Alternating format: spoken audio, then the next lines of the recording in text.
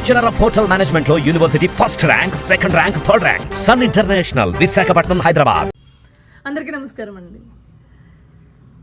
నేతి బీరకాయలో నెయ్యి ఉండడం ఎంత నిజమో, జగన్మోహన్ రెడ్డి యొక్క విషపురాతల్లో కూడా అంతే నిజం ఉంటుంది. అంటే సాక్షి మీడియాలో కావచ్చు, లేదు అంటే ఈ బులుగు పేటీఎం గొర్రెలు రాసే సోషల్ మీడియాలో రాతల్లో కావచ్చు, అంతే నిజం ఉంటుంది. ఎందుకు అంటారా? ప్రభుత్వం ఎంతో పారదర్శకతతో ఈరోజు ఉచిత ఇసుక విధానాన్ని తీసుకొచ్చి భవన నిర్మాణ కార్మికుల యొక్క కష్టాలని దూరం చేసి సామాన్యులకు కూడా దగ్గరగా ఈరోజు ఇసుక విధానాన్ని, ఉచిత ఇసుక విధానాన్ని తీసుకొస్తే దానికి ఇంత రేటు ఉంది, అంత రేటు ఉంది అని చెప్పేసి ఈరోజు అభాండాలు వేస్తున్నారు. ఈరోజు ఉచిత ఇసుక విధానాన్ని తప్పుపడుతూ తప్పుడు పోస్టులు వేయిస్తున్నారు. కానీ నిజంగా చూసుకుంటే గత ప్రభుత్వంలో ఎక్కడెక్కడ ఏ ప్రాంతాల్లో ఎంతెంత వీళ్ళు దోచుకున్నారో దాచుకున్నారో ఒకసారి మనం చూద్దాం. విశాఖపట్నంలో వైసీపీ పాలనలో టన్ను ఇసుక 1200 పైబడి దొరికితే ఈరోజు కేవలం 570 రూపాయలకే ఇసుక అందుతుంది.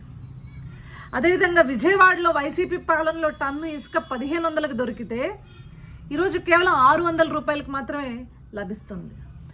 కర్నూలులో వైసీపీ పాలనలో టన్ను ఇసుక 1300 ఉంటే ఈరోజు కేవలం 540 రూపాయలు మాత్రమే దొరుకుతుంది. తిరుపతిలో వైసీపీ పాలనలో టన్ను ఇసుక 2000 రూపాయలు ఉంటే కేవలం ఈరోజు 600 రూపాయలకే లభిస్తుంది.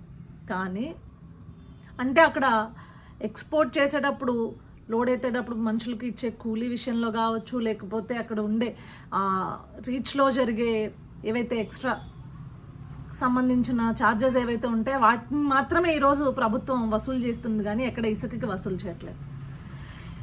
ఈరోజు వాళ్ళు కూడా వచ్చి శుద్ధులు చెప్తున్నారు. అంటే ఇసుకని కేవలం రాష్ట్రంలో ఎక్కడా దొరకకుండా పక్క రాష్ట్రాలకి ఎగుమతి చేసుకుని బ్లాక్ మార్కెట్లో సైతం అమ్మేసుకున్న గవర్నమెంట్ జగన్మోహన్ రెడ్డి ప్రభుత్వం అయితే ఈరోజు కేవలం అతి తక్కువ ధరలకి ఈరోజు ప్రజలకి అందిస్తుంది తెలుగుదేశం ప్రభుత్వం.